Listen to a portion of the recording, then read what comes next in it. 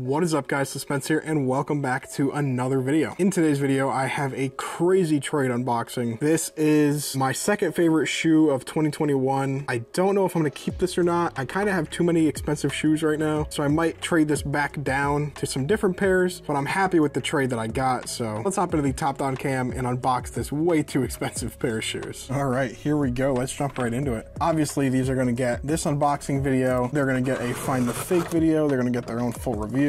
So I'm not going to spend too much time on the legit checking side of things here. I'm mainly just going to look at the quality control and just go over the shoe in general, since I don't want to be too redundant. This may be the most expensive shoe that I've ever unboxed on this channel. They're up there with the Travis Scott ones. You can tell right by the box, you can tell by the thumbnail, the Travis Scott Fragment Jordan 1 lows. And this little paper protecting $2,000 inside this box. Here is the box. It's a little scuffed up more than I would like to see, but it is what it is. That's just the outer shroud. There is one thing on this box. Tradeblock held this trade because I thought it was going to be another situation where the shoe was used and not DS, but the box lid, one of the corners, I think it might be this one. Yeah, this corner right here is loose. So I said that wasn't a big deal. Just let it through. If anything, I can glue it together, or I can just sell it on eBay with that disclosed. That won't really hurt the value. I do have a date code stamping here. You'll love to see it. Got number 2 of 4, second edition. I think this is a duplicate. My boy DS with that signature. It is the proper size, which is great. Suggested retail 150 is correct on this pair. All the font looks good, the color code is good, so I would say everything checks out there. Proper paper, Nike Air, Cactus Jack, Fragment logo, Sickle Mode face, Wings logo, they're all present. And the edges of the paper look good as well. Let's hop into the shoes.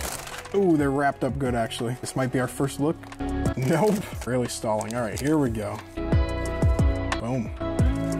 Boom times 2. Nothing else inside the box. Check for any little box pieces or anything like that. Oh, there's a goat card in here. I did not expect to see that. But that actually makes sense. The dude that I traded with actually buys a bunch of pairs off a goat. Makes sense that that's in there. Now, what did I trade for this shoe? Well, I traded my What the P-Rod Dunks, which I had valued around $650. Then I added my Lot 16 Off-White Dunks, University Blue 4s. Then I threw in $220 cash just to persuade him to take the deal. All DS, obviously. Everything I do on Tradeblock is DS. And I got these. See if all the extra laces are in here. Actually, I didn't even check yet. Should have 3, I believe. 1, 2, 3. So we have blue, which is what I rock on my replica pair. Iconic pink, and then black. And then the sale laces are already in, obviously. Wow, these tongue tags are actually pretty not good. The tongue tags are small, which is what my first replica looks like. And the circles on the R's are actually squared off on the top. They're flat lines. So yeah, I was not expecting to see that. They're like squished in. Surprising to see. We have the Cactus Jack branding on the right shoe. Beautiful reverse swoosh. There is a little bit of a color difference here, but not crazy. Maybe the camera is even making it more dramatic than it is. This is not a glued down swoosh, so you can't use the same trick as the Travis Scott ones. Here is the Wings logo with the Fragment logo pressed in there in black. And then here we have the Cactus Jack with the Sickle Mode face, obviously. Some people like to make fun of the Cactus Jick, but that's what it looks like on this real pair. The one thing I'm not a big fan of is kind of how blown out this side looks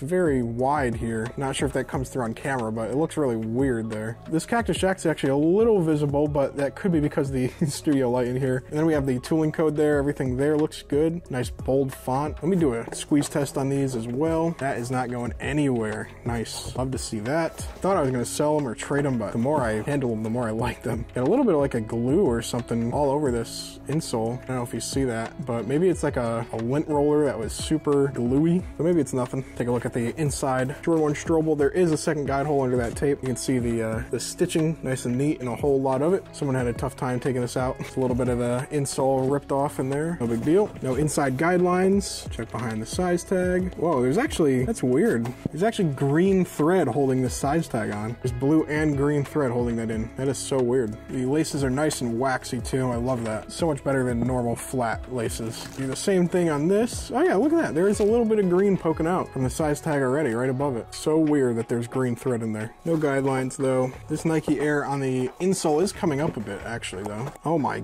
god, and there's a huge chunk taken out of this. Oh my god, there's 2 huge chunks taken out of this. And that wasn't even me. I didn't even rip that. Jesus, those are literally still glued down in there. Wish that wouldn't have been the case. Look at that. You got two giant craters on my insole. And right here, you can see the Nike Air is bubbling up a little bit. Yeah, the A is coming out too.